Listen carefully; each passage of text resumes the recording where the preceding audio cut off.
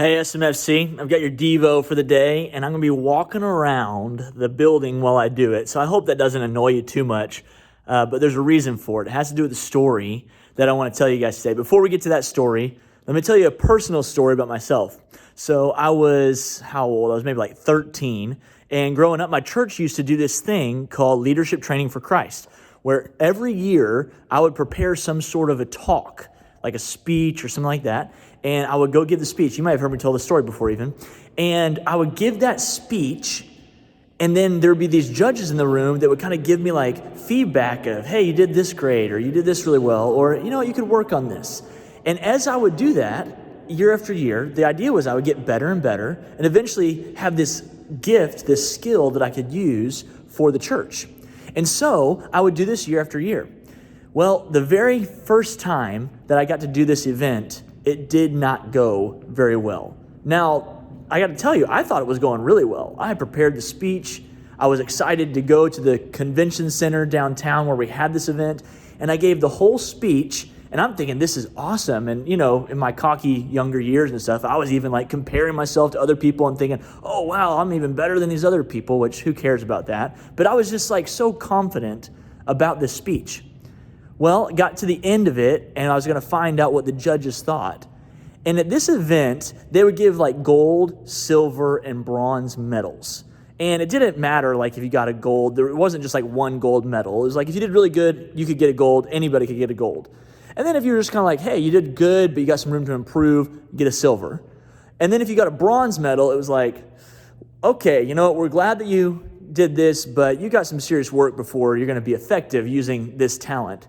And then they had the rarely given participants medal that was basically like, hey, you are not very good at this. And I ended up getting that this year. And I was so devastated because I got a participants medal. And so I quit. I said, you know what? If they're not going to affirm me, well, then I don't want to be a part of this. And I didn't just quit that event. I wanted to quit the entire thing because there's a bunch of other events that I would do too. And my mom wouldn't let me, and I hated that I had to keep doing this, but I didn't do that event.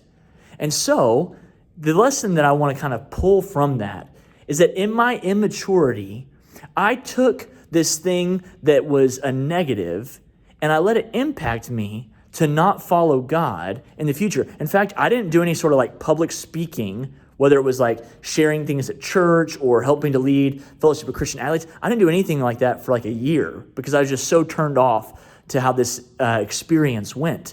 I just shut down. The uncertainty of not knowing if I was going to get affirmed caused me to stop following God. Well, let's jump over to our Bible story. It's in the book of Genesis. And the story is the story of the 12 spies going into the land of Canaan to scope out whether or not they were going to be able to go into the land and take it.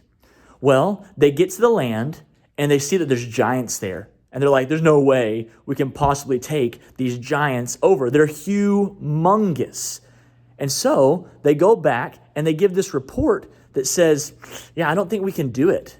These guys are too big. Wow, excuse me for the darkness here. Boom. They said these guys are too big. We cannot possibly take them over. And everyone said that, but two of the spies. And the two spies were Joshua and Caleb. Now, I wonder what they would have felt like knowing that they're saying like, guys, we could have done this, but y'all chose not to, because the punishment that God gave them was that they had to wander in the wilderness for 40 years. There was an enormous consequence that they had to reap because in their moment of uncertainty, I don't know if I want to do this. I don't know if I can do this. Well, they decided to not go. And Joshua and Caleb, they had to reap the same consequences, even though they were the ones that knew what was right in that moment of uncertainty. Well, in my situation, I gave up. I just stopped. But do you know what we notice about Joshua and Caleb? Well, they have to go wander the wilderness for 40 years. And if they had been like me and they had just given up, well, then you wouldn't have seen their name pop up ever again in the Bible. They would have just been the spies that thought they could do it, but got discouraged when everybody else around them thought differently. But they don't do that. They apparently stay engaged in what God wants them to do. And we know this because Joshua ends up being the leader of the entire nation when the 40 years of wandering in the wilderness is over and they actually go into the promised land.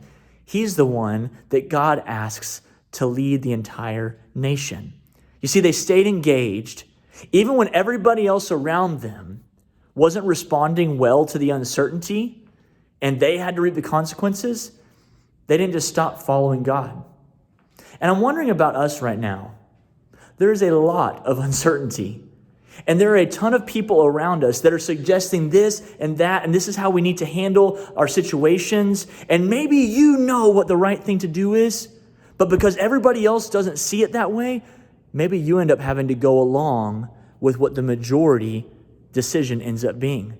And you might be so frustrated because you know that what you thought was the right thing to do, but you end up having to go with what they said. And my challenge to us today is that even when we are reaping the consequences of what other people's decisions of fear during uncertainty bring, I don't want you to disengage. I don't want you to stop following what the Lord wants you to do just because you're having to reap the consequences. That's bitterness, and it gets in the way of a life of faith. And Joshua didn't do that, and I don't want us to do that either. So during this time of uncertainty, when we don't know what's going to happen, you may be wanting to follow God strongly, and others around you don't really know how to do that out of fear. Well, don't just get discouraged by that. Instead, double down and say, all right, Lord, what do you want me to do in this new circumstance? I love you guys so much. I hope you guys will notice that as I've been walking around this building, it's empty right now. There's been nobody around here, and I wonder how lonely Joshua and Caleb must have felt during their time, thinking I could have been in the promised land right now, but instead, I just have to be doing this and wandering around out in the wilderness. Well, it didn't discourage them. It's not going to discourage me that we're not able to meet. I'm going to keep doing what God leads me to do, and I want you guys to keep doing what God leads you to do as well. In fact, I believe that it's during this time that we will develop the type of character that God's later on going to be able to use in us to do amazing things for his people. Have a great day. Talk to you later.